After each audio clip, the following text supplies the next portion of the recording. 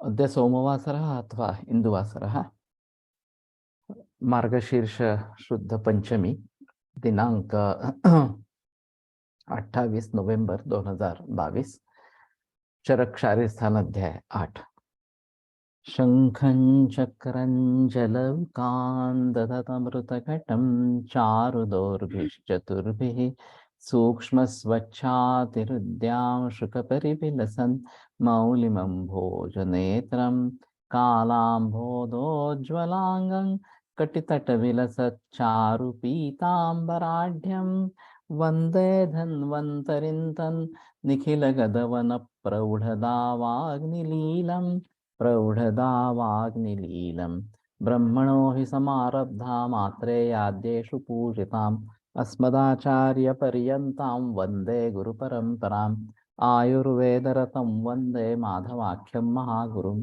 आयुर्वेदामृतं सर्वं शिष्येभ्यो यः प्रदत्तवान् द्रष्टाज्ञानी दृष्टकर्मा कृतकर्मा तथैव च अध्यापको विश्वश्रेष्ठो महान् संशोधकस्तथा गुणैरेतैः समुदितैः यत्कार्यं प्रतनोति सः समृद्ध्यर्थं हि कार्यस्य वयं नु प्रयतामहे सरस्वत्यै नमो यस्याः प्रसादात् पुण्यकर्मभिः बुद्धिदर्पणसङ्क्रान्तं जगदध्यक्षमीक्षते आत्रेयं प्रथमं वन्दे आयुर्वेदजगद्गुरुम् आयुर्वेदामृतं सर्वं गृहीत्वा हि सुरेश्वरात् अग्निवेशादिकेभ्यो यत् प्रयच्छत् मुनिसत्तमः प्रथमं तन्त्रकर्तारम् अग्निवेशं नमाम्यहम्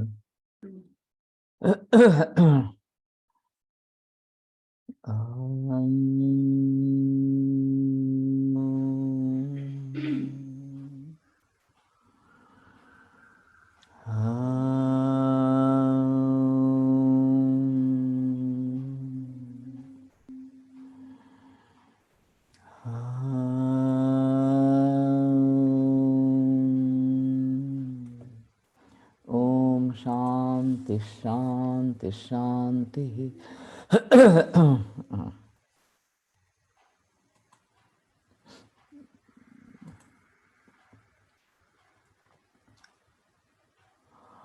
ततः शुक्लवाससो ऋग्विणौ सुमनसौ अन्योन्यमपि कामो संवसयातां स्नानात् प्रभृति युग्मेषु अहस्सु पुत्र कामो अयुग्मेषु दहितृ कामो। तो इसके बारे में काफी बहस हुई थी कि युग्म में क्या होता है और अयुग्म में क्या होता है और उसका राइट ओवरी लेफ्ट ओवरी से कुछ संबंध है क्या, और जिनमें एक्टिव ब्लॉक है उनमें केवल स्त्री या पुरुष गर्भ होते हैं क्या, वगैरह वगैरह, ये सभी बातें ध्यान में रखने जैसी इस प्रकार की है। नच नुब्जाम पार्श्वगताम वा सेवेत। तो नुब्ज स्थिति में या पार्श्वगत स्थिति में सेवन नहीं करे।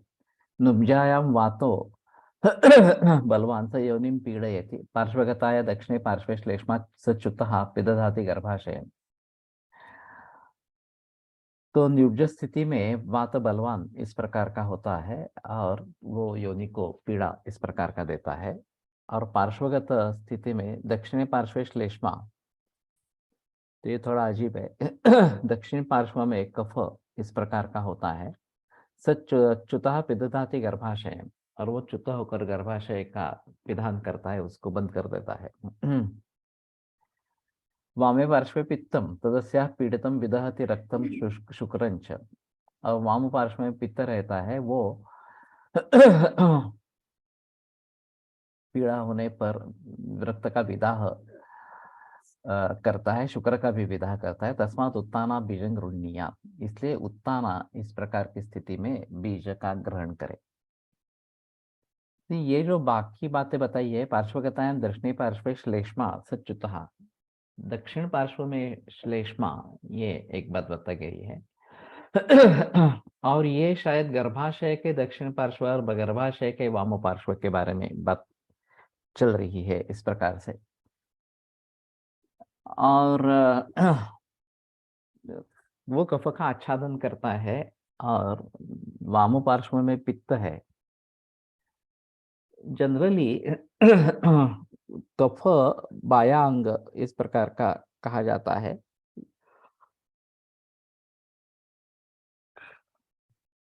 और हमारे यहाँ भट्ट के यहाँ नाड़ी देखते थे, तो सामावस्था है, कफ की नाड़ी है, तो बायां अंग पकड़ाया जाता था, और कठिन नाड़ी है तो वात की निदर्शक है और दक्षिण अंग को पकड़ा जाता था।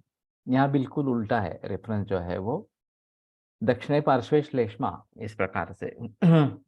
और उसमें सोने से, दक्षिण पार्श्व में सोने से वो गर्भाशय को ढक लेता है इस प्रकार से।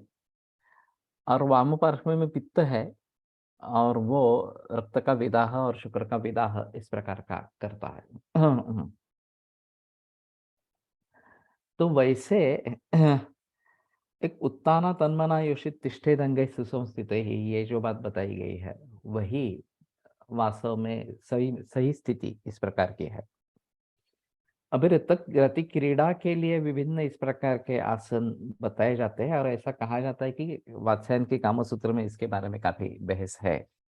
मैंने देखा नहीं है इस प्रकार से, लेकिन रति क्रीड़ा एक अलग, और अपत्य प्राप्ति के लिए एक अलग इस प्रकार की स्थिति होगी।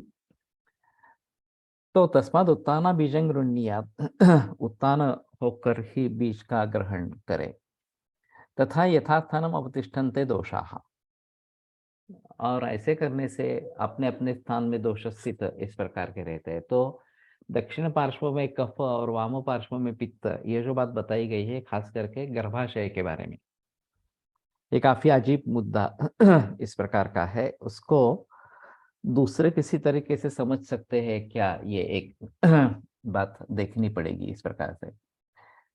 और अभी ऐसा है कि इसके बारे में ज्यादा बहस नहीं होती, सवाल नहीं पूछे जाते किस प्रकार की स्थिति में बीज का ग्रहण किया जाता है। लेकिन अगर आयुर्वेदिक सेक्सोलॉजिस्ट करके प्रैक्टिस करेंगे तो इन सभी के बारे में ध्यान होना जरूरी होगा। पर्याप्त च एनाम शीतोदकेन परिचिंचित, और ये पूर्ण होने के बाद उसको शीतोदक से सिंचन करे, परिसिंचित। ये भी जो बात चली थी कि स्नान करना है नहीं करना है इस प्रकार से, और समागम से पूर्व समागम के पश्चात इस प्रकार की जो बात की है, तो इसमें सिर्फ स्त्री के बारे में बात की है, पुरुष के बारे में बताने कि, और शीतोदकने सिंचित, तो ये किसी दूसरे को यानी कि पुरुष को करना है, ऐसा एक इसमें से अर्थ निकलता है। तत्र अत्यशिता क्षुधिता पिपासिता भीता विमनाः शोकार्ता क्रुद्धा अन्यंच पुमांसम इच्छन्ति मैथुने च अतिकामा वा न गर्भं दत्ते। दोष इतके अस्थिर असतात का सर, पोझिशन चेंज झाले की त्यांचा प्रकोप होतो। लिखा तो गया है तो उसको देखना पड़ेगा। और इसके बारे में किसी के कुछ अनुभव है तो शेयर करने पड़ेंगे। अब इसके बारे में ज्यादा ओपनली बोला नहीं जाता, और हमारे भी क्लिनिक में इर्द गिर्द छात्र रहते हैं, तो अगर इस प्रकार के कुछ सवाल पूछने हैं तो उनको सभी को बाहर जाने के लिए बताना पड़ता है। तो मैं मानता हूँ कि आयुर्वेदिक सेक्सोलॉजिस्ट के लिए काफी स्कोप है, वैसे मॉडर्न में भी है लेकिन आयुर्वेद में भी है इस प्रकार से। और लीना मोहाड़ीकर, जीवन मोहाड़ीकर, ये आयुर्वेद के एक्चुअली ग्रेजुएट्स है। वो इस प्रकार के सेक्स एज्युकेशन का काम करते हैं। और शशांक सामक जो 40 नंतरचं काम जीवन, वैद्य परीक्षित शेवड़े ने पंचसायक परीक्षित, ये क्या है?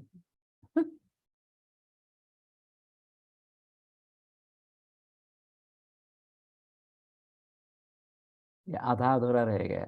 हाँ, पर परीक्षित शेवड़े अनिल पानसे का छात्र है, डोंबिवली में प्रैक्टिस करता है। लेकिन ये आधा अधूरा है, काम किया है। अच्छा, पंचसायक परीक्षित काम किया है। पंचसायक क्या है?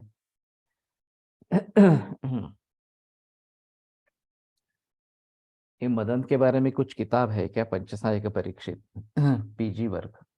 ओके। पंचबाण, पंचसायक का पंचबाण मतलब पंचबाण है। और ये कामदेव के 5 प्रकार के बाण इस प्रकार के बताए जाते हैं कामसूत्र ग्रंथ। ओके। तो ये शायद देखना पड़ेगा कि उसका थीसिस क्या है, काम किस प्रकार से किया है इस प्रकार से। तो लेकिन इसकी काफी आवश्यकता है। और लीना मोहाड़ीकर, जीवन मोहाड़ीकर की किताब अगर पढ़ते हैं तो उसमें काफी अजीब अजीब केसेस दिए गए हैं, और हम कभी उसके बारे में सोच भी नहीं सकते, इस प्रकार के केसेस बताए गए हैं वहां पे। तो लोगों में इसकी जरूरत काफी ज्यादा है, और योग्य तरीके से मार्गदर्शन करने वाले लोग बहुत कम इस प्रकार के हैं। तो किस लिए, इसलिए किसको अगर चाहता है तो इसमें काम जरूर कर सकता है। तत्र अत्यशिता, बहुत ज्यादा खाना खाया है। क्षुधिता, और खाना बिल्कुल ही नहीं खाया खाया है, भूख लगी है। पिपासिता, प्यास लगी है। भीता, भय से कंपित है या डर गई है। विमना, कहीं दूसरी और या विमनस्क इस प्रकार की स्थिति है। शोकार्ता, क्रुद्धा, अन्यंच पुमांसम इच्छन्ति, और दूसरे पुरुष की कामना करने वाली इस प्रकार से। तो जैसे मैंने विदेशों में बड़ी समस्या मुझे एक जर्मन छात्र ने बताई थी कि जब एक के साथ समागम चालू है तो उसके पूर्व हुए दूसरों के साथ जो समागम है उसका स्मरण हो जाता है। और फिर इस समागम का समाधान नहीं मिलता, और ये काफी बड़ी समस्या है ऐसा उसका कहना था। तो ये इस प्रकार से क्यों होता है, ये बात अगर समझने की कोशिश करेंगे तो फ्री सेक्स, ये जो बात बताई जाती है विदेशों में खास करके,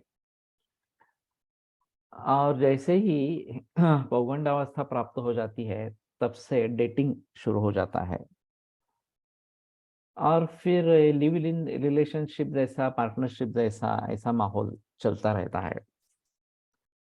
और जब तक हम एक दूसरे का साथ देंगे या हमारे मत अनुकूल रहेंगे तब तक रहेंगे, जब कुछ भी कारण होता है तो तुरंत दूर हो जाते हैं, दूसरा पार्टनर ढूंढते हैं इस प्रकार से। और इसे 4-4 महीने में पार्टनर्स बदलते रहते हैं।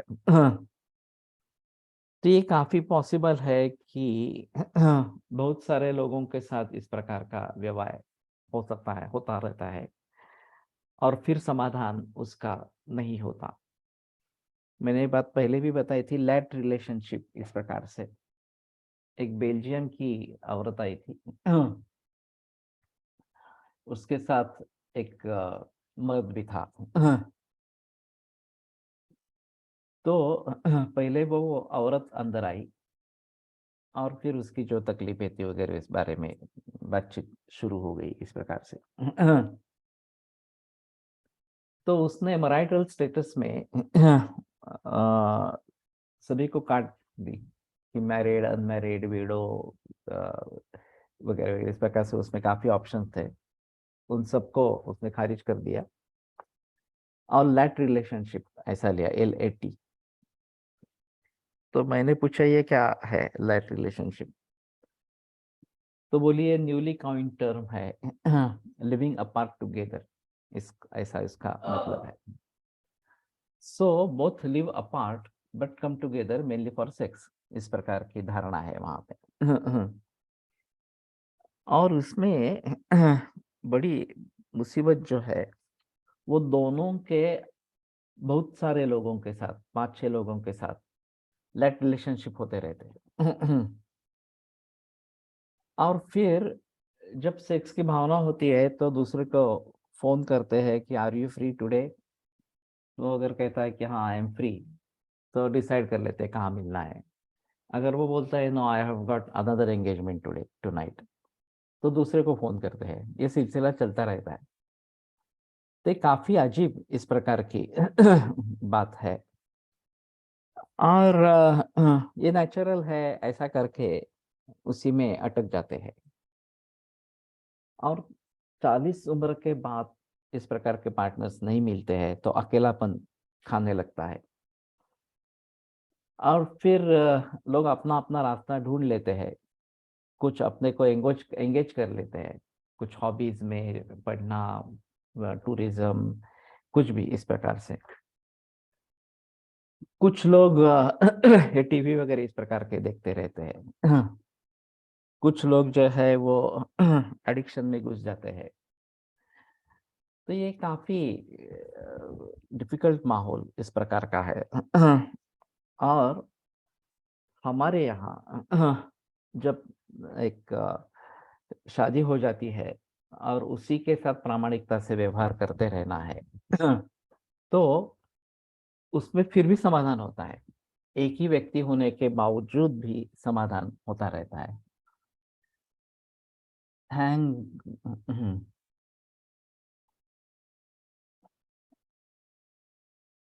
प्रभू सर नेहमी सांगतात, म्हणून मैथुनकाली स्त्री वरच्या पोझिशनला असेल तर होणारा पुरुष गर्भ स्त्री डॉमिनेट असतो।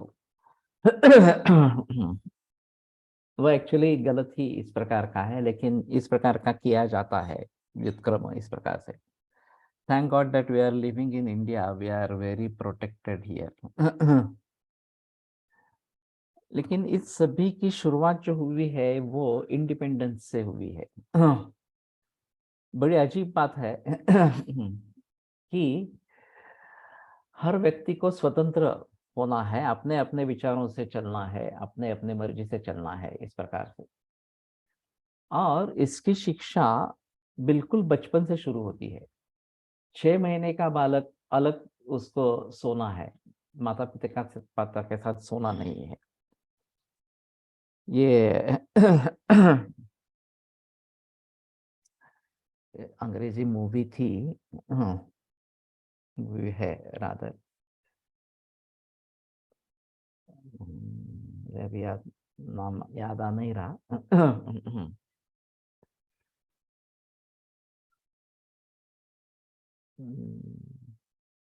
लेकिन एक 9 महीने का बालक, उसको अगवा किया जाता है और वो वापस घर पे आता है। तो घर में आने के बाद माता पिता उसको एक बड़े रूम है, इसके कॉट पे बिस्तर को उसको सुला देते हैं। और वो ऊपर से विजिट टू चाइना ये किताब निकालता है और वहां पे पिक्चर खत्म होता है। पेरेंट्स बाय बाय करके चले जाते हैं। तो मेरे साथ वो जर्मन स्टूडेंट था पिक्चर देखने के लिए। और मैंने कहा कि इतने छोटे बच्चे को अकेले कैसे सुलाते हैं? तो वो बोला कि 6 महीने से आरंभ होता है, 1 बरस का बालक तो अलग सोना ही है, ऐसा मानना है। पीडियाट्रिशियन पूछते रहते हैं वो अलग सोने लगे क्या, इस प्रकार से। यहाँ से एक कपल, इंडियन कपल गया था ऑस्ट्रेलिया में, और उसकी पत्नी मुझे आकर मिली थी। वो डॉक्टर था और वो हाउस वाइफ थी।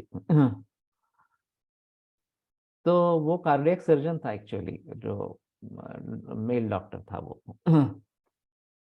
और वहां पे बच्चा पैदा हुआ। और ये बार बार पीडियाट्रिशियन पूछते रहे और वो सोता नहीं था, वो रोता था। तो उसकी माँ ने बता दिया कि हम सो रहा है, पीडियाट्रिशियन क्या घर के भी देखने आने के लिए घर पे आकर देखेगा क्या उसको, इस प्रकार से। क्योंकि वो उस सवाल से तंग आ चुके थे इस प्रकार से। तो वहां से ये इंडिपेंडेंस का माहौल शुरू होता है इतने कम उम्र में। और 13-14 बरस के लड़के लड़की को बाहर, घर से बाहर निकलना ही है, नहीं तो ऐसा मानते हैं कि उसमें कुछ कमी है। तो उसको सेक्सुअल लाइफ उसका शुरू होना चाहिए इस प्रकार से। तो बहुत लोगों की शिक्षा बहुत अधूरी रह जाती है, कम पढ़ते हैं। भारतीय लोग वहां जाकर सक्सेस क्यों होते हैं? क्योंकि ये अच्छे शिक्षित है भारतीय लोग, और ग्रेजुएशन करके पोस्ट ग्रेजुएशन के लिए वगैरह वहां पे लिए जाते हैं, और उनको अपने को सिद्ध करना होता है। तो बड़ी कोशिश करते हैं सिद्ध होने की, इस प्रकार से सिद्ध होने के लिए, और इसलिए अच्छे पोस्ट पे जाते हैं। और इसलिए भारतीय लोगों के खिलाफ अभी थोड़ा थोड़ा प्रचलन हो रहा है कि यहाँ से निकल जाओ वगैरह वगैरह, इस प्रकार से बातें कभी कभी होती है, या फायरिंग वगैरह भी होता है इस प्रकार से। तो इसका मेन कारण जो है वो हमारी शिक्षा अच्छी होती है, पढ़ाई अच्छी होती है, और फिर इन लोगों की जरूरत है विदेशों में, क्योंकि वहां पढ़ने वाले लोग कम है। मतलब पानी तो ठीक है थोड़ा। तो अच्छे खासे जॉब मिलते हैं, अच्छा खासा कमाते हैं भारतीय लोग। ते इथंच आहे हे हे इथं आहे नाही, गरम गरम ते व्हायचं असेल, उकळायचं असेल.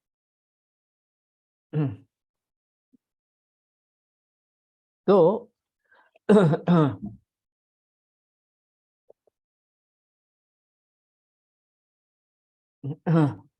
ये जो वहां का प्रचलन है, खास करके सेक्स के बारे में, ये काफी खतरनाक है। और काफी भारतीय वापस आना चाहते हैं, जबकि बच्चों का एडोलसेंस एज शुरू होता है, लड़की है तो खास करके ये बात होती है। लेकिन अगर बॉर्न एंड ब्रॉटअप विदेश में है तो वो वापस आना नहीं चाहते। काफी मुश्किल हो जाता है। जब 5-6 बरस के, 7-8 बरस के हो तभी वापस ला सकते हैं, नहीं तो आगे वापस लाना मुश्किल इस प्रकार का है। तो अन्यंच पुमांसम इच्छन्ति, दूसरे पुरुष की कामना करने वाली, ये जो बात बताई गई है, ये यहाँ रेयरली है, लेकिन विदेशों में काफी कॉमन इस प्रकार का है। मैथुने च अति कामावा न गर्भम दत्ते, या अति कामना वाली मैथुन में ये गर्भम न दत्ते, वो गर्भधारणा उसकी नहीं होती है।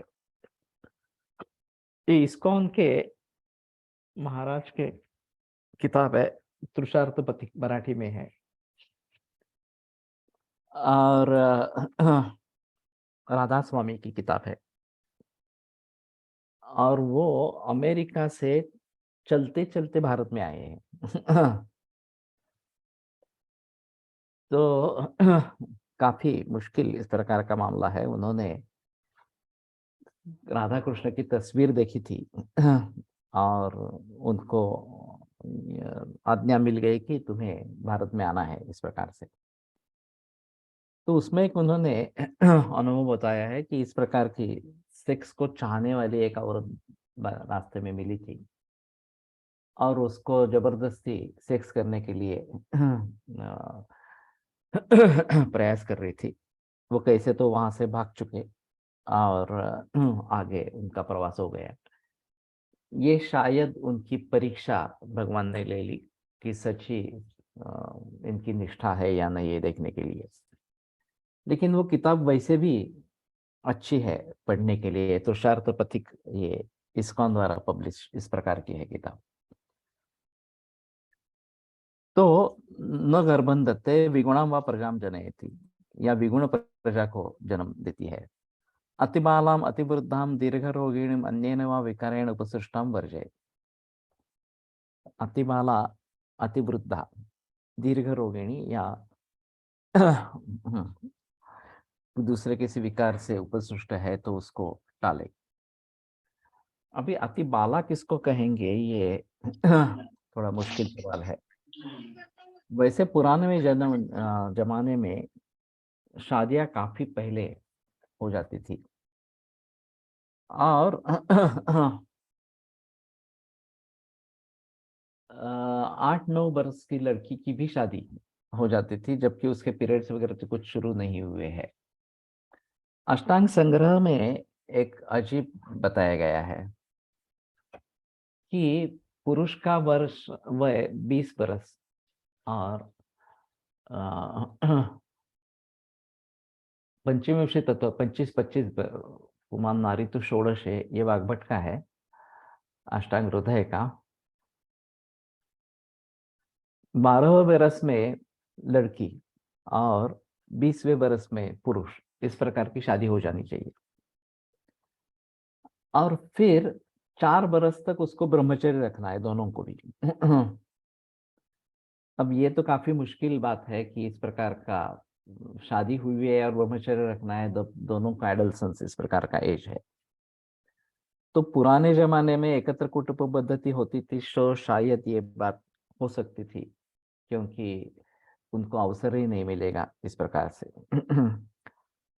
और फिर वो 16 बरस की हो जाएगी या 24 बरस का हो जाएगा, तो समागम करने की अनुमति दी जाती थी इस प्रकार।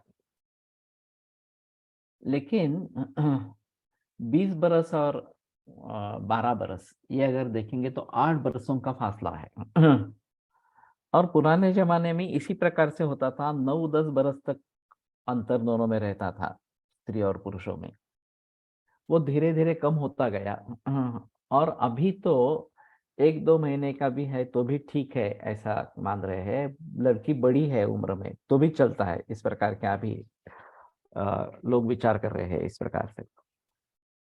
लेकिन समवयस्क या 1-2 बरस का फासला ये ठीक माना जाता है इस प्रकार से, उससे ज्यादा करना है, सब अंतर रखना है, ऐसा नहीं है। तो अति बाला किसको कहेंगे और अति वृद्धा किसको कहेंगे, ये देखना इस प्रकार का पड़ेगा। और मैच्योरिटी लेवल दोनों की अलग अलग है। स्त्रियों में जल्दी मैच्योरिटी हो जाती है, जल्दी मेनोपॉज हो जाता है। पुरुषों में देरी से शुरुआत होती है, 20-25 बरस से शुरुआत होती है, 70 तक काम जीवन उनका रहता है इस प्रकार से। तो शायद इस दृष्टि से इतना अंतर ठीक है, ऐसा मानना होगा। लेकिन ये जो सामाजिक परिवर्तन अभी आ गया है, अभी तो ये बहुत उल्टा हो गया कि बहुत ही बरस निकल जाते हैं। अभी 25 बरस के पहले शिक्षा ही पूरी नहीं होती किसी की भी, और फिर पोस्ट ग्रेजुएशन वगैरह होना है, फिर सेटल होना है किसी न किसी तरीके से। और खास करके लड़कों को तो ये आवश्यकता है ही कि उनको सेटल होना ही है, उसके पहले वो शादी नहीं कर सकते। लड़कियों के बारे में सोचा जा सकता है कि ठीक है, वहां पे जाकर सेटल हो जाएगी इस प्रकार से। और खास करके मेडिकल कोर्सेज में बड़ी समस्या हो गई है कि लड़कियों की संख्या 85 से 90% तक है। सभी मेल इंजीनियरिंग में जा रहे हैं ज्यादा मात्रा में इस प्रकार से। और लड़कियों की ये स्थिति होती है कि शादी के बाद सभी प्रैक्टिस करती ही है या जॉब करती है, या ऐसा भी नहीं है। तो केवल हाउसवाइफ बन के रहती है, तो इनकी पूरी शिक्षा इस प्रकार से बेकार इस प्रकार की हो जाती है। तो अब इसमें परिवर्तन आने लगा है। ये भी बात सही है इस प्रकार से, लेकिन पुरुषों के लिए काफी मुश्किल मामला हो गया है, क्योंकि अगर 28 बरस तक पोस्ट ग्रेजुएशन चला, फिर सेटल होना है प्रैक्टिस में, फिर उसके बाद में शादी करनी है, तो 31-32 वगैरह इस प्रकार की उम्र हो जाती है। और लड़की भी 28-29 इस साल की होती है। और फिर तुरंत कंसेप्शन रखने के लिए नहीं चाहते, तो इसमें 3-4 बरस निकल जाते हैं। फिर जब सोचते हैं तब कंसेप्शन होता नहीं है, वगैरह वगैरह। ये काफी बड़ी दिक्कतें इस प्रकार की है। तो इन सभी के बारे में भी जरूर सोचना पड़ेगा। मेरी जो अभी सीरियल चल रही है गुंतवणूक आरोग्य की, इसमें इसके बारे में बहस करनी पड़ेगी कि सही रास्ता क्या है, सही उम्र क्या है, वगैरह वगैरह के बारे में। और फिर माँ बाप भी बूढ़े होने लगते हैं। अगर 25 या 30 की उम्र में माँ बाप बन जाते हैं, तो समय भी दे सकते हैं, उनकी खुद की शक्ति भी अच्छी रहती है। और घर में नाना नानी दादा दादी हो, वो भी 50 या 60 के बीच में होते हैं। तो वो भी बच्चों को देख सकते हैं। अब ये उम्र बढ़ती गई तो लड़के लड़कियां पैदा होंगे वो 35 के बाद या 35 के इर्द गिर्द इस प्रकार के होंगे। उस समय माँ बाप के उम्र 40, 45, 50 इस प्रकार के होंगे। और उनके माता पिता तो बूढ़े हो चुके होते हैं, इस प्रकार के उनके एक शारीरिक क्षमता नहीं रहती है। और न्यूक्लियर फैमिलीज है तो ये भी काफी दिक्कत वाली बात इस प्रकार की हो जाती है। तो सामाजिक व्यवस्था के हिसाब से देखा जाए तो ये सही नहीं है। वो पुराना वाला थोड़ा सा वापिस आना चाहिए। और मैं चाहता हूँ कि शिक्षा जो है वो 12 बरस में खत्म होनी चाहिए। हम जो पढ़ते हैं स्कूल लेवल पे या कॉलेज लेवल पे इस प्रकार से छठे साल से अगर शिक्षा शुरू की तो 12 बरस में 18वें बरस में हमारी शिक्षा पूरी होनी चाहिए। और फिर उपजीविका शुरू होनी चाहिए और लड़कियों के बारे में शादी होनी चाहिए। ये सबसे बेहतर तरीका है। तो जो बात मैं बता रहा हूँ वो ठीक ढंग से इस प्रकार की होगी। और शिक्षा जो है जिनको गहराई में जाकर अध्ययन करना है, पोस्ट ग्रेजुएशन वगैरह इस प्रकार का करना है, उनके लिए एक अलग बात इस प्रकार की रहेगी। लेकिन ग्रेजुएशन होकर अगर उपजीविका बनानी है तो इतने सारे बरस की आवश्यकता है ही नहीं। और ये शिक्षा हमारे दैनंदिन व्यवहार में बिल्कुल उपयुक्त इस प्रकार की नहीं है। तो जितना व्यवहार के लिए उपयुक्त हो उस प्रकार की ही शिक्षा होनी चाहिए, उसमें संदेह की बात नहीं है। और इतने सारे बरस लेना ये भी उचित इस प्रकार का नहीं है। 12 बरस में अध्ययन पूरा हो जाना चाहिए किसी भी शाखा में। आगे जिसको और अध्ययन करते रहना है वो आगे कर सकता है, लेकिन उपजीविका के लिए इतना काफी होना चाहिए। ये अगर बात बनेगी तो ज्यादा अच्छा इस प्रकार का रहेगा। पुरुषेपि एत एव दोषाः। पुरुष में भी यही दोष है। अति बाल है, अति वृद्ध है, दीर्घ रोगी है या अन्य विकार से उपसृष्ट है तो उसको भी इस प्रकार से मैथुन नहीं करना है इस प्रकार का। अतः सर्वदोष वर्जित स्त्री पुरुषो संसृज्येयाताम्। इसीलिए सभी दोष से वर्जित इस प्रकार के स्त्री पुरुष ये समागम इस प्रकार का करें। संजात हर्षो मैथुने च अनुकूलौ इष्टगंधम स्वास्तीर्णं सुखम शयनम उपकल्प्य मनोद्यम हितम अशनम अशित्वा नाट्यशितौ दक्षिणपादेन पुमान् आरोहेत वामपार्श्वेन पादेन स्त्री।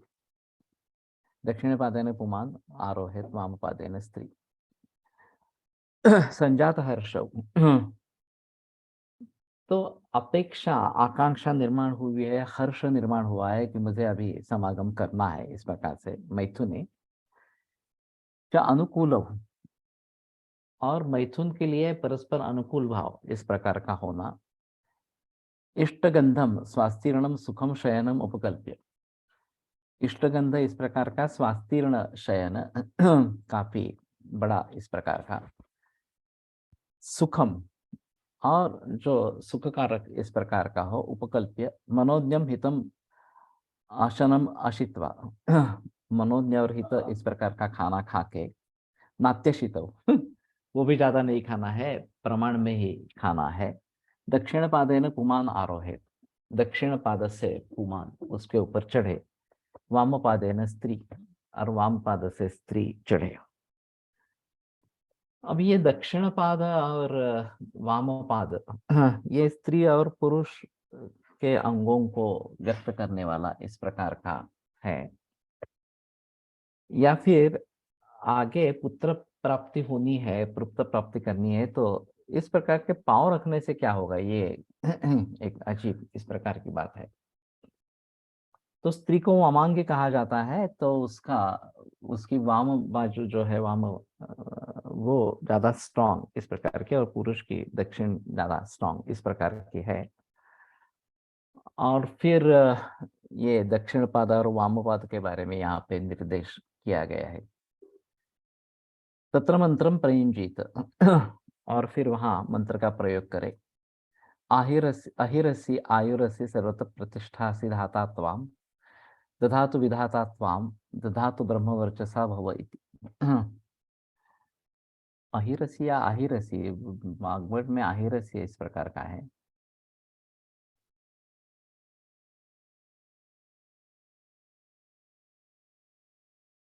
अहिरसि इसी प्रकार का है।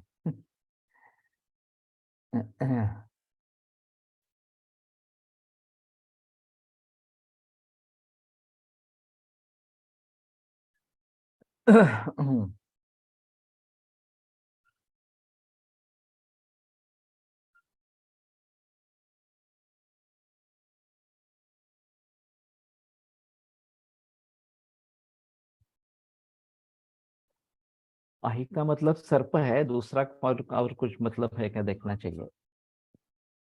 तुम अहि हो, आयु हो, सर्वतः प्रतिष्ठा से सभी तक सभी जगह प्रतिष्ठित हो। धातात्वा दधतु, विधातात्वा दधातु। तो धाता ब्रह्मदेव तुम्हें देव इस प्रकार ददतु, विधातात्वा दधातु, और विधाता तुम्हारा धारण करो, ब्रह्मवर्चसा भव इति। अब ब्रह्म तेज से युक्त इस प्रकार का हो जाए।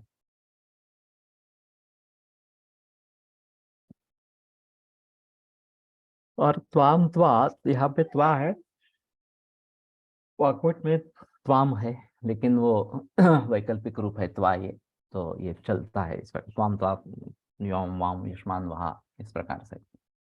ब्रह्मा बृहस्पति विष्णु सोम सूर्य तथाश्विनौ, भगवत मित्रा वरुणौ वीरंदतु मे सुतम्। तो ब्रह्मा बृहस्पति विष्णु सोम सूर्य तथा अश्विनम, भग और मित्रा वरुण, ये दोनों वीरंदतु मे सुतम, ये सब मुझे वीर पुत्र दे दे इस प्रकार। तो इत्युक्त्वा संवसेयाथाम। तो ये जो दो मंत्र है, अहिरस्य आयुरस्य सर्वत्र प्रतिष्ठा सिद्धातात्वा, तो इनफर्टिलिटी के लिए जो आते हैं उनके लिए मंत्र मैं बताता हूँ। और शुरू में एक जपमाला करने के लिए कहता हूँ दोनों को, लेकिन समागम से पहले ये मंत्र कहना उचित इस प्रकार का है। अब मंत्र कौन कहे ये एक अलग बात इस प्रकार की होगी। तत्र मंत्रम प्रयुंजित, ऐसा ही लिखा है कि वहां पे मंत्र का प्रयोग करे। तो किसको करना है, ये खुद भी कर सकते हैं मंत्र का जाप इस प्रकार से, और वो बेहतर ऑप्शन इस प्रकार का रहेगा क्योंकि ये एकांत में इस प्रकार के होने वाले हैं। तो मुझे पुत्र प्राप्त हो जाए, वीर पुत्र प्राप्त हो जाए इस प्रकार की ये संकल्पना है, इस प्रकार का मांगना है। इत्युक्त्वा संवसेयाताम, ऐसा कह के ये एक समागम इस प्रकार का करे। मैथुने च अतिकामायति निवृत्तेच्छेपि, पुरुषे से मैथुनम इच्छन्ति। निवृत्त इच्छा होने पर भी पुरुष में मैथुन की इच्छा करती है, ये थोड़ा अजीब है। सा चेदम एवं आशासित बृहांतम अवदातम हर्य क्षमो ओजस्विनम शुचिम सत्य सत्व संपन्नम पुत्रम इच्छेयमिति, शुद्ध स्नानात् प्रभृति अस्य मंथम अवदातयवानां मधुसर्पिभ्यां संसृज्य श्वेतायाः गोः स्वरूपवत्सायाः तयसा आलोड्य राजते कांस्येमा पात्रे काले काले सप्ताहं सततं प्रयच्छेत् पानाय।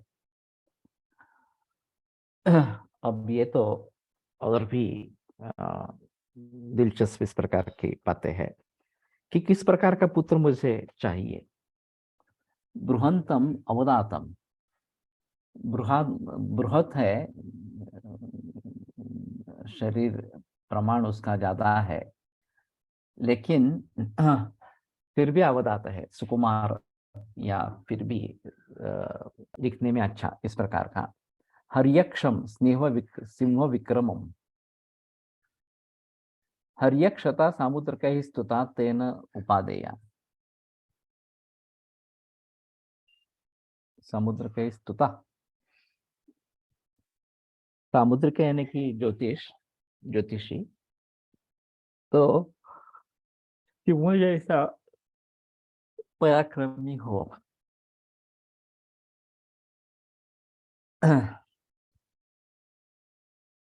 हर्यक्ष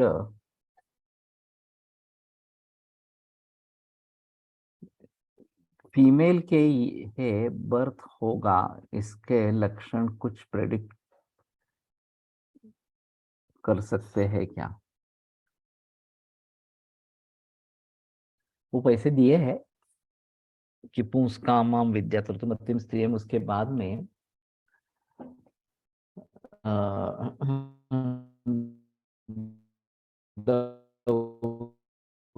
रुद्र वगैरह के बारे में बताते हैं, रुद्र प्रश्न रथा स्वप्न दर्शिनी वगैरह इस प्रकार की ये है, तो पुरुष गर्भ की संभावना है। और उसके विपरीत है, वाम बाजू से व्यवहार करती है वगैरह, तो स्त्री होने की संभावना है, इस प्रकार के वहां पे लक्षण दिए है। लेकिन ये श्योर शॉट कहना काफी मुश्किल इस प्रकार का होता है। बर्ड सर के यहाँ गर्भिणी की नाड़ी देखी जाती थी, और क्या होने वाला है, कब होने वाला है, कितना वजन होगा वगैरह सब बताते थे। तो मैंने वहां से सीख लिया था। और गर्भलिंग अनुमान करके एक निबंध स्पर्धा आयोजित की गई थी, और उसमें मैंने हिस्सा लिया। मैं उस समय में इंटर्नशिप कर रहा था वास्तव में, ताराचंद अस्पताल में। तो ताराचंद अस्पताल में मैंने गर्भिणियों की नाड़ी देखना, और उसके उसके ऊपर लिख के दे देना कि क्या होगा, कब होगा वगैरह, पुंगर्भ होगा, स्त्री गर्भ होगा वगैरह वगैरह। तो 8 गर्भिणी का मैंने लिखा, और फिर वहां पे हड़ताल शुरू हो गई अचानक, और आगे का हो नहीं पाया। लेकिन 8 में से 7 बराबर निकले, एक ही पहला ही केस गलत साबित हुआ, बाकी आगे के 7 सभी बराबर हो गए। तो मैंने वो निबंध लिखा था। उसमें ये सब लिखा था और एविडेंस था, क्योंकि ताराचंद अस्पताल में ये सब किया गया था। ये मैं बात कर रहा हूँ 1979 की, इस प्रकार के। उसको पहला प्राइज मिला, और अंतरकर सर उसके एग्जामिनर थे। ये बाद में मुझे पता चला कि उन्होंने परीक्षा की थी। तो इसमें एक दूत नाड़ी का भी एक चक्कर है, कि गर्भिणी नहीं आई है लेकिन उसके कोई रिश्तेदार है, और शायद उसका पति भी है। मैं अमेरिका ऑस्ट्रेलिया में जाता था, तो साइमन मुझसे 1 बरस बड़ा वहां पे है। तो उसकी कन्या वो प्रेग्नेंट थी और हजारों मील दूर थी। तो मैंने साइमन की नाड़ी देखी, और उसको लिख के दिया कि ये इस प्रकार से डिलीवर होगी, कन्या रत्न होगा, जो भी है वो लिख के दिया, दे दिया, इतना वजन होगा वगैरह वगैरह। मैंने उसके लड़की को देखा भी नहीं था। और जब बाद में जब डिलीवरी हुई, तो वो बड़ा आश्चर्यचकित रह गया कि मैंने जो भी लिखा था वो सभी सही उतरा था। तो इस प्रकार के पुरुष की नाड़ी देखकर गर्भ के बारे में अनुमान करना,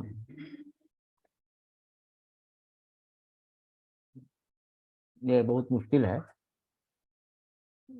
लेकिन भटकर सर का एक सिद्धांत था कि जिसके विचार मन में आते हैं उसकी नाड़ी उस पे आ जाती है। दूत नाड़ी का विज्ञान है।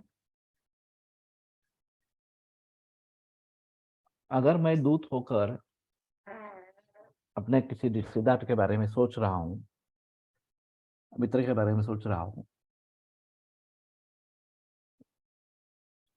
तो उसकी नाड़ी मुझे महसूस होती है, और फिर आम नाड़ी की तरफ उसको जज करना है। तो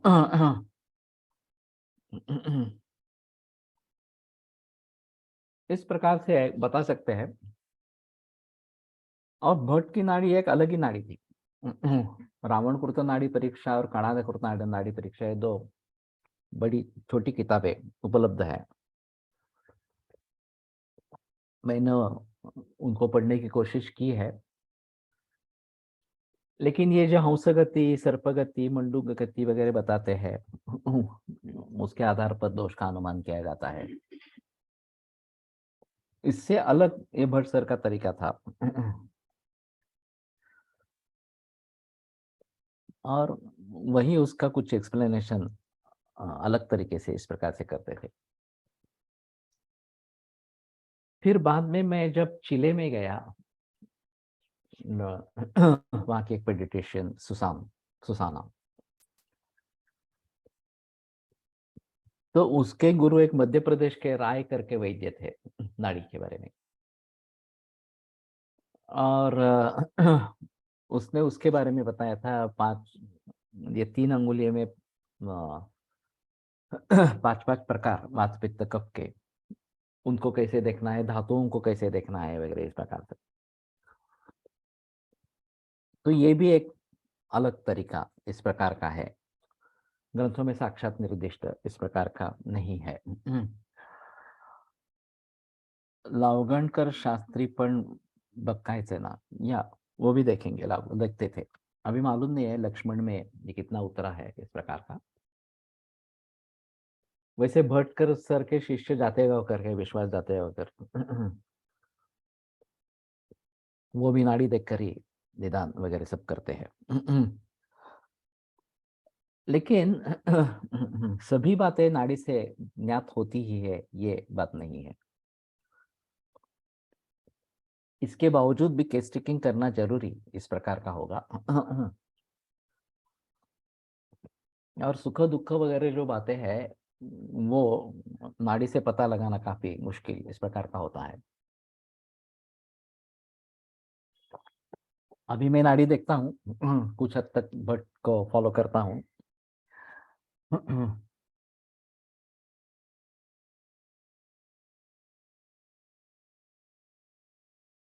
रावण कुर्ता और दूसरा कणाद कुर्ता नाड़ी परीक्षा, ये दोनों उपलब्ध है।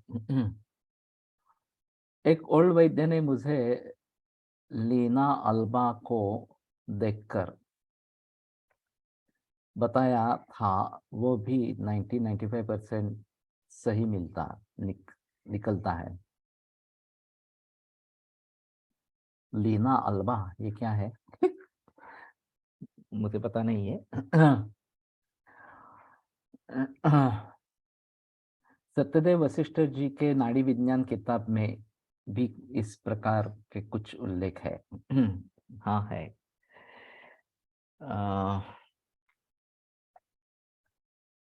अभी पक्का याद नहीं है, लेकिन वाराणसी के एक वैद्य अष्टांग आयुर्वेद महाविद्यालय में आए थे, पुणे में, कोलटकर से जहाँ प्रिंसिपल थे। और उन्होंने पूछा कि नाड़ी में आपको क्या पता है, नाड़ी की कुछ किताब आपको मालूम है क्या? तो कोलटकर सर ने एक नाम बताया, मुझे भी याद आएगा। और तो बड़े प्रसन्न हुए। और बोले कि वो महानुभाव मैं हूँ, मैंने ही वो किताब लिखी है। इस प्रकार से। तो फिर उन्होंने वहां पे आयुर्वेद कॉलेज में लेक्चर दिया नाड़ी के ऊपर इस प्रकार से। ये सत्यदेव वशिष्ठ से अलग अलग है।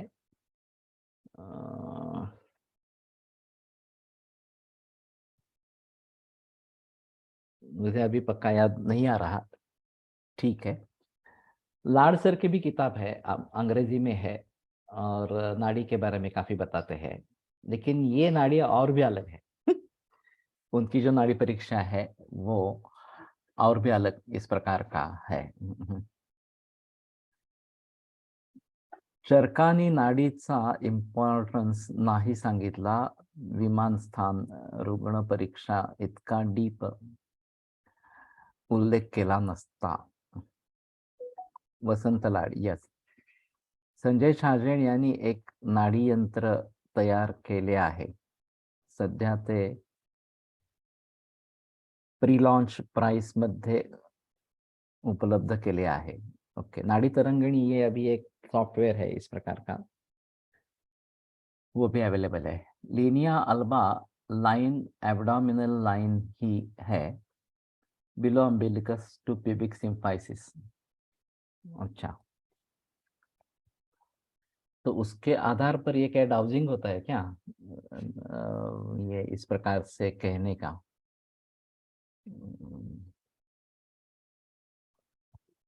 मुझे अभी भी नाम नहीं याद आ रहा।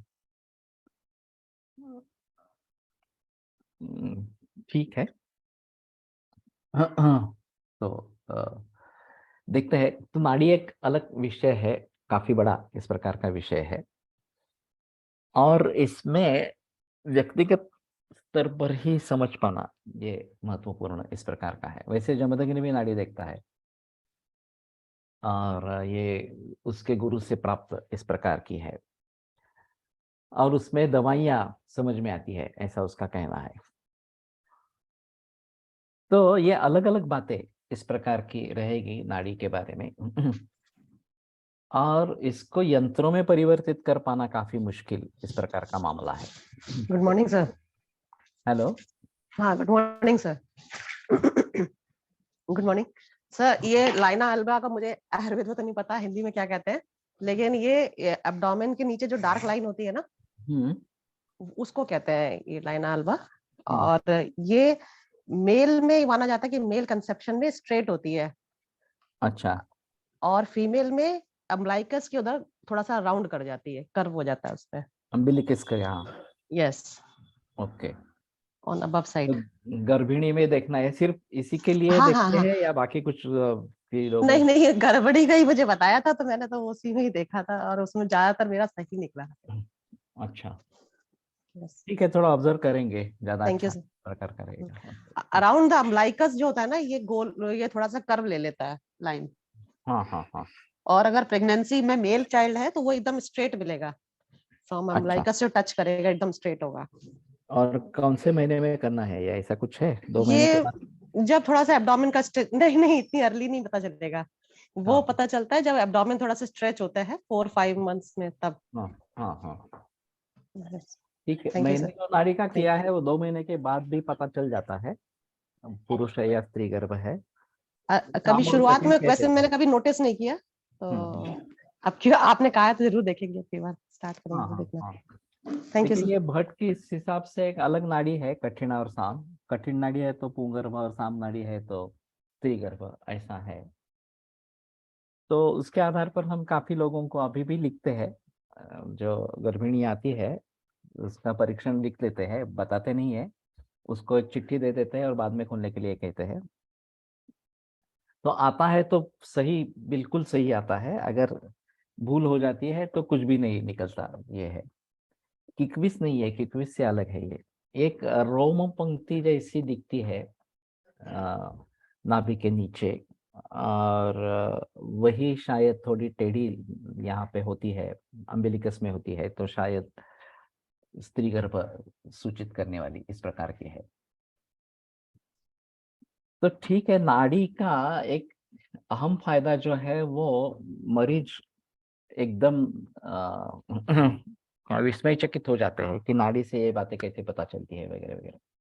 सरदेशमुख सर की भी एक अलग नाड़ी है, देखने का तरीका जो उनको पिताजी से प्राप्त हुआ है, और वो भी काफी बातें बताते थे। तो ये भट्ट सर भी काफी बातें बताते थे, और बाद में वो स्वर के ऊपर उतर आए, केवल बोलने से ही क्या स्थिति है, कौन सा रोग है, वगैरह वगैरह बता सकेंगे, इस प्रकार की स्थिति हो सकती है। हमने जन्म तिथि को भी इस प्रकार से निकालने की कोशिश की है नाड़ी के आधार पर, लेकिन ये सब सिर्फ विस्मयचकित करना इतना ही थोड़ा सा होगा। बाकी जो सभी बातें हैं वो अगर नहीं ले लेंगे, जिनकी जानकारी चाहिए हमें, वो पूरी जानकारी हासिल नहीं करेंगे, तो ये थोड़ा आधा अधूरापन इस प्रकार का रह जाता है। इसलिए नाड़ी सीखने के बावजूद भी हम पूरी हिस्ट्री लेते ही है, ऐसा है। लेकिन नाड़ी का एक अहम महत्व इस प्रकार का रहेगा। तो पुत्र प्राप्ति हो ये एक बात, और वो वीर पुत्र इस प्रकार का प्राप्त हो ये दूसरी बात।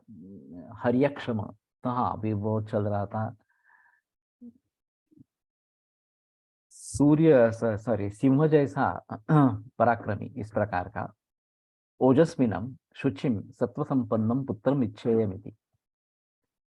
तो उसको अगर इस प्रकार की आशा है, इस प्रकार की उसकी कामना है, तो शुद्ध स्नानात् प्रवृत्ति ऐसे मंथम अवदात यवानाम मधुसर्पेभ्याम संसृज्य। तो सुंदर यवों का मंथ इस प्रकार के शुद्ध स्नानात् प्रवृत्ति, शुद्ध स्नात होने के बाद इस प्रकार से उस समय से लेकर मधुसर्पेभ्याम संसृज्य श्वेतायाः गोहो स्वरूप वत्सायाः। तो ये मध और घृत उसमें डाल के श्वेत वर्ण की गाय और स्वरूप वत्सा, और उसी प्रकार का उसका बछड़ा श्वेत वर्ण का इस प्रकार का पैसा आलोड्य, उसमें दूध में वो डाल के राजते कांसेवा पात्रे, राजते या कांस्य पात्र में काले काले सप्ताहम सततम प्रयच्छेद पानाय। समय समय पर उसको ये सप्ताह तक सतत देते रहे पान के लिए। प्रातश्च शाली अवान्न विकारान मधु दधे मधु सर्पुर्भिः पयोभिर्वा संसृज्य भुंजीत। और सुबह शाली अवान्न विकार दधि मधु सर्पी इनके साथ पयोभिर्वा संसृज्य भुंजीत, इनके साथ जोड़कर खाइए। तथा सायं अवदात शरण शयनासन पानवसन भूषणाच स्यात्।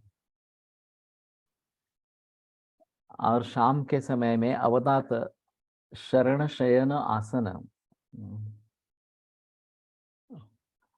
पान वसन भूषणाच स्यात्, ये सभी अवदात सुंदर रमणीय इस प्रकार के होने चाहिए। इस प्रकार से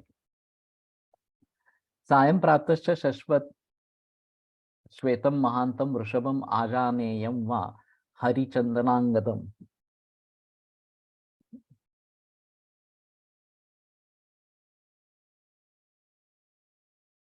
हरिचंदनांगदम पश्येत।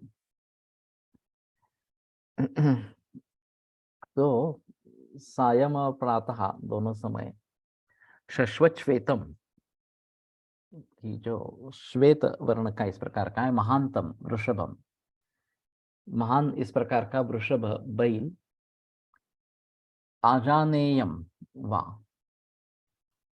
या आजानेय, आजानेय क्या, आजानेयम उत्तम कुल जातम अश्वम आजानेय का मतलब उत्तम कुल जात इस प्रकार का अश्व, हरिचंदनांगदम पश्येत, और वह हरिचंदन इस प्रकार का श्वेत चंदन विवक्षितम वियक्षितम। हरि शब्द से अनेकार्थत्वात्, हरि शब्देन श्वेतस्यैव ग्रहणं प्रशस्तत्वात्, अंगदः अंगरागः किंवा अंगदः बाहुभूषणम। अरे बाप रे। तो हरिचंदनांगदम पश्येत, तो श्वेत वर्ण इस प्रकार का, और श्वेत वर्ण के आभूषण जिसमें डाले गए इस प्रकार का वृष या अश्व इसका देखे। सौम्याभिश्चयनाम कथाभिर मनोनुकूला भी उपासीत। तो सौम्य इस प्रकार की कथाएं जो मनोनुकूल इस प्रकार के उसके उनको बताते रहे, उपासित इस प्रकार से।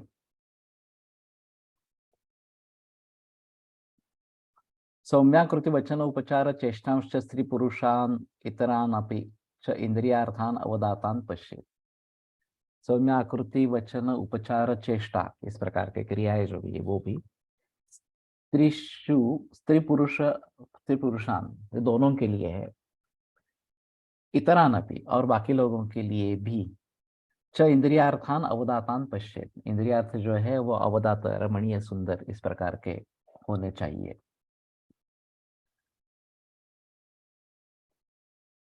सहचर्यश्चयनाम प्रियहिताभ्याम सततम उपचरेयुः तथा भर्ता।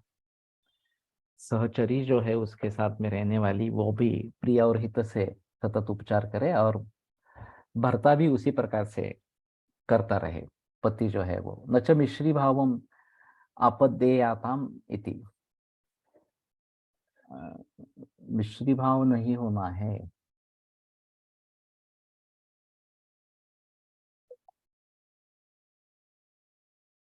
इसका कुछ किया नहीं है। मिश्री भाव किन भावों का? हित अहित का, प्रिय प्रिय का, ये शायद बात हो सकती है। अनेन विधना सप्तरात्रं स्थित्वा अष्टमे अहनि आप्लुत्य अद्भिः सशिरस्कं सह भर्त्रा अहतानि वस्त्राणि आच्छादयेत् अवदातानि अवदाताश्च स्रजो भूषणानि च विब्रूयात्। तो इस प्रकार 7 दिन करने के बाद अष्टमे अहनि, 8वें दिन आप्लुत्य अद्भिः सशिरस्कं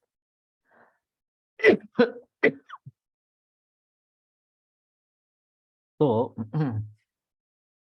मस्तक के ऊपर से सशिरस का इस प्रकार का स्नान करना है पानी से, सहभर्त्रा, और स्नान भर्ता के साथ करना है या दोनों को स्नान करके लेना है, इस प्रकार का थोड़ा सा रहेगा। अहतानि वस्त्राणि आच्छादयेत्, और अहत इस प्रकार के वस्त्रों से आच्छादन करे। अवदातानि अवदाताश्च स्रजो भूषणानि च विब्रूयात्, और अवदात इस प्रकार के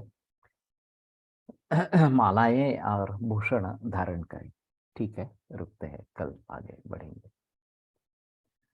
आयुर्वेद प्रकांड निगदित इह हि शल्यतंत्र प्रधानः शिष्येभ्यः शाश्वतोऽयं निखिलजनकृपा व्याप्तचित्तेन येन आयुर्वेदस्य वाञ्छन् पुनरपि भुवने तां च सुष्ठु प्रतिष्ठां श्रेष्ठं धन्वन्तरिं तं प्रणमति च सदा वैद्यवर्गो हि नूनम्।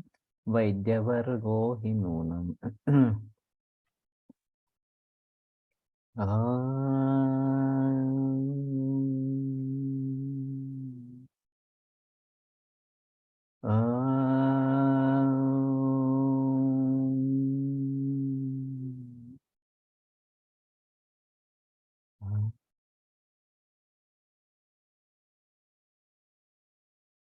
ओम शांति शांति शांति।